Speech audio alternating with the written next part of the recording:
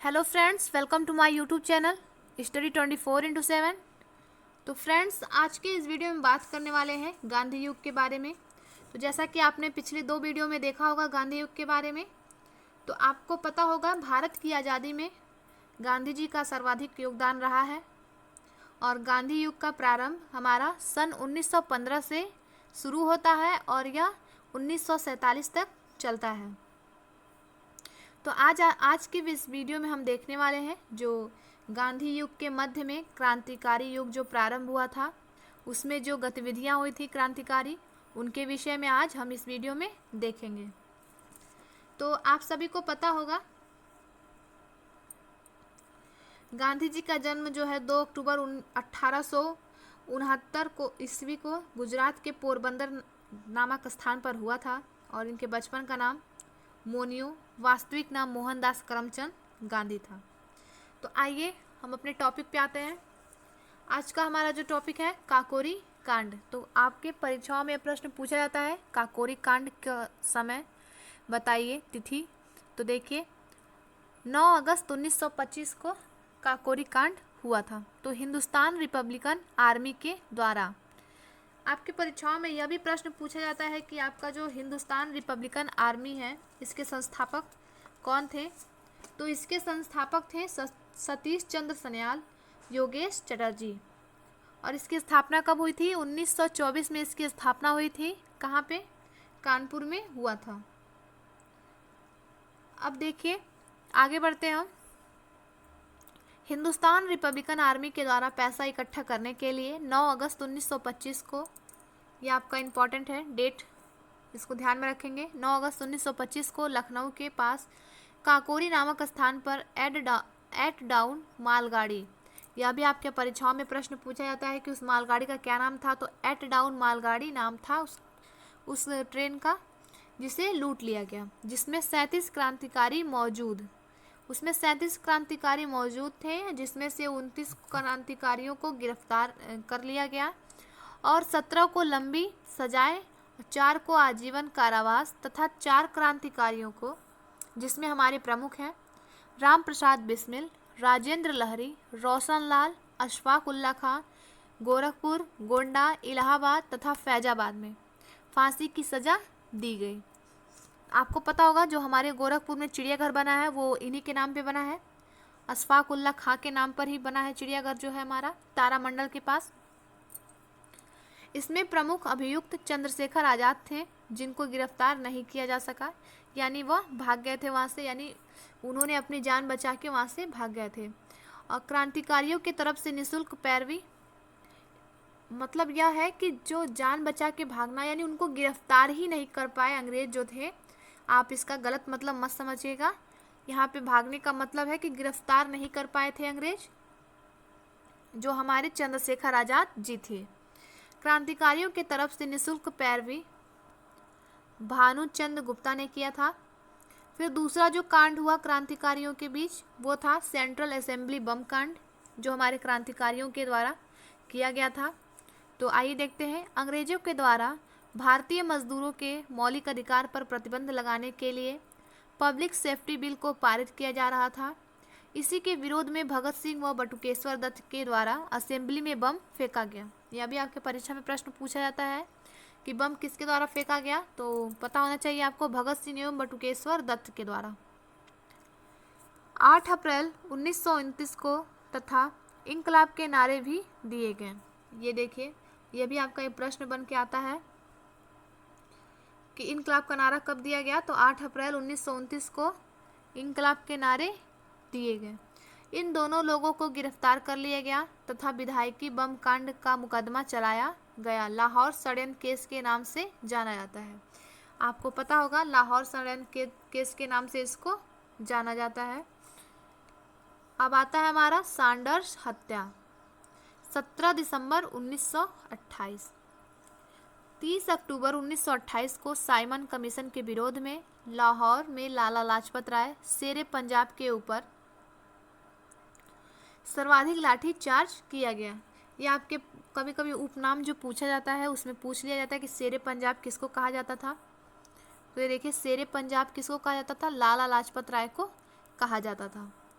आगे हमारा सर्वाधिक लाठीचार्ज किया गया, इसके कुछ ही समय बाद इनकी मृत्यु हो गई, जिसका बदला लेने के लिए भगत सिंह, चंद्रशेखर आजाद, राजगुरु ने मिलकर सैंडर्स की हत्या कर दी। लाहौर षड्यंत्र केस 1929। यह मुकदमा भगत सिंह, बटुकेश्वर दत्त, सुखदेव व राजगुरु पर चलाया गया था, जिसमें असेंबली बम कांड तथा अन्य अपराधों के लिए अभियुक्त माना गया था।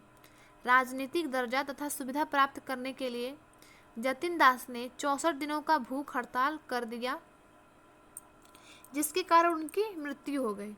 23 मार्च 1931 को भगत सिंह, सुखदेव, राजगुरु को फांसी दे दी गई। यानी शहीद दिवस कब मनाया जाता है? 23 मार्च को मनाया जाता है, इसी कारण, क्योंकि उस दिन भगत सिंह, सुखदेव एवं राजगुरु को फांसी दे दी गई थी।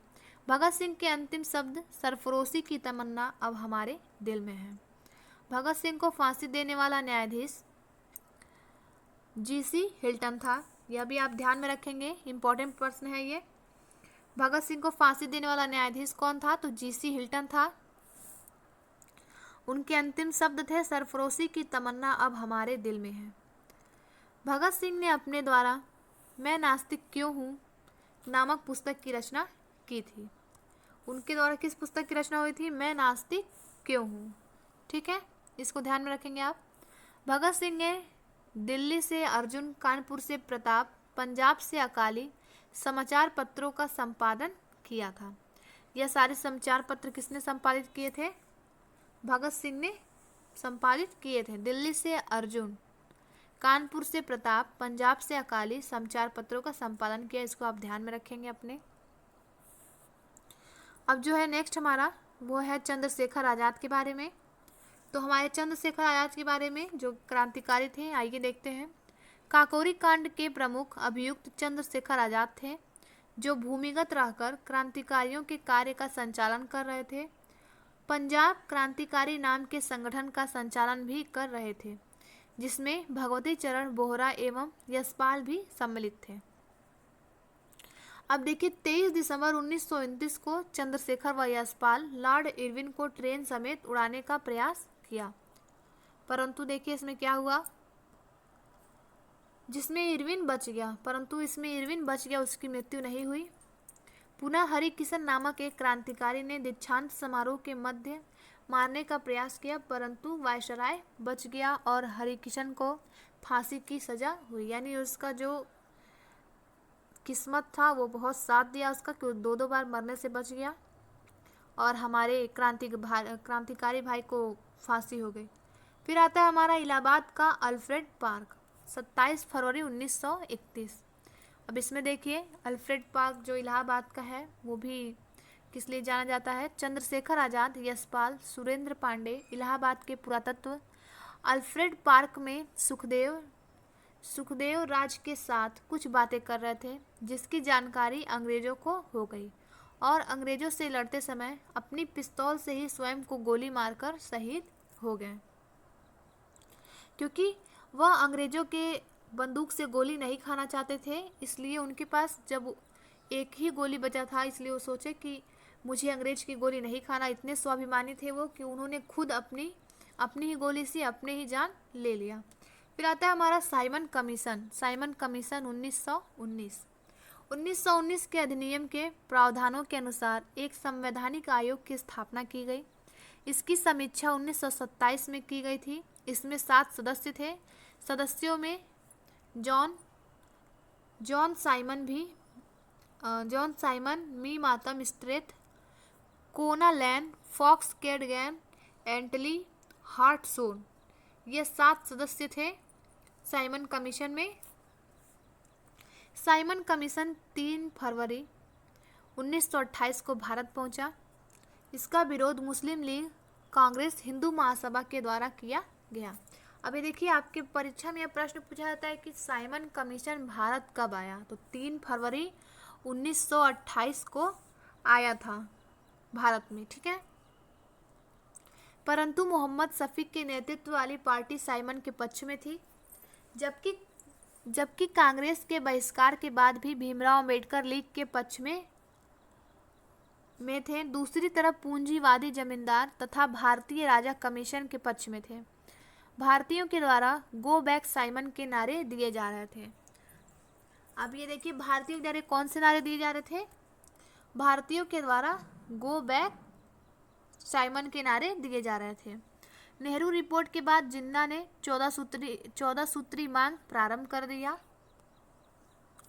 ये जो जिन्ना है, जिन्होंने पाकिस्तान का निर्माण किया, इन्होंने ही 14 सूत्री मांग की प्रारंभ कर दिया। तो आइए देखते हैं जिन्ना के जो 14 सूत्री मांग थे क्या है। तो पहला है 14 सूत्री मांगों में प्रांतों को स्वतंत्र तथा स्वयं की सत्ता होनी चाहिए।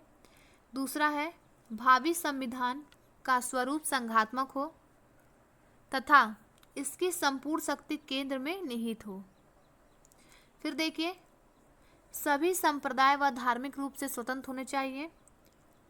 सिंध को मुंबई से अलग करना होगा। बलूचिस्तान में सुधार करना होगा। सरकारी सेवाओं में मुस्लिमों को आरक्षण देना होगा। और सातवां हमारा मुस्लिमों और उनकी संस्कृति, शिक्षा, भाषा के संवैधानिक संरक्षण देना होगा। आठवां हमारा केंद्रीय मंत्रिमंडल में 1/3 मंत्रियों के पद पर मुस्लिम को रखना होगा। यह सारी किसके मांग थे? यह सारी जिन्ना के मांग थे जो पाकिस्तान का निर्माण किए थे और हमारे जो किससे संबंधित थे वो कांग्रेस लीग, वो मुस्लिम लीग से संबंधित थे। फिर आता है हमारा लाहौर कांग्रेस अधिवेशन, यानी लाहौर कांग्रेस अधिवेशन में पूर्ण स्वराज की मांग की गई थी। आप इसको याद रखेंगे, यह प्रश्न बहुत बार बार पूछा जाता है कि पूर्ण स्वराज की मांग कब की गई थी। तो लाहौर कांग्रेस अधिवेशन में की गई थी जो हमारा 1929 में हुआ था। तो 1929 में गांधी जी एक बार पुनः सक्रिय रूप से कांग्रेस में सम्मिलित हुए और लाहौर अधिवेशन में भाग लिए। इस वार्षिक सम्मेलन में गांधी जी को अध्यक्ष चुने जाने के लिए कहा गया, परंतु गांधी जी ने इसे अस्वीकार कर दिया। इनके स्थान पर जवाहरलाल नेहरू को कांग्रेस का अध्यक्ष चुना गया। इसी अधिवेशन में गांधी जी ने कहा, मैं एक समाजवादी हूँ और इसी समय पूर्ण स्वराज की घोषणा की गई। तो आपको पता होगा आपके लाहौर कांग्रेस अधिवेशन में पूर्ण स्वराज की घोषणा की गई, जिसमें गांधी जी ने कहा मैं एक समाजवादी हूँ। ठीक है। जवाहरलाल नेहरू के द्वारा पूर्ण स्वाधीनता दिवस के लक्ष्य को शोषित किया गया। इसी आंदोलन में सविनय अवज्ञा आंदोलन प्रारंभ करने की घोषणा की गई।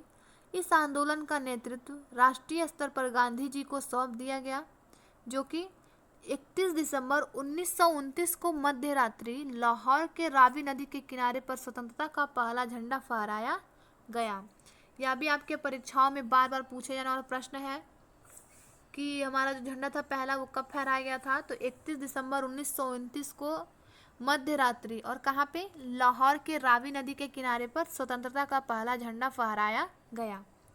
और 26 जनवरी 1930 को पूर्ण स्वाधीनता दिवस घोषित किया गया। यही कारण है कि 26 नवंबर 1949 को संविधान बनने के बाद भी इसे 26 जनवरी 1950 को लागू किया गया। ठीक है, यह आप कारण देख लेंगे। आज आपको कारण भी पता हो गया, चल गया होगा कि जब यह पहले हमारा संविधान पहले तैयार हो गया था फिर भी उस दिन नहीं मनाते हैं। 26 जनवरी 1950 क्यों लागू हुआ, यह सारी चीज़ें इसमें आपको बताई गई हैं।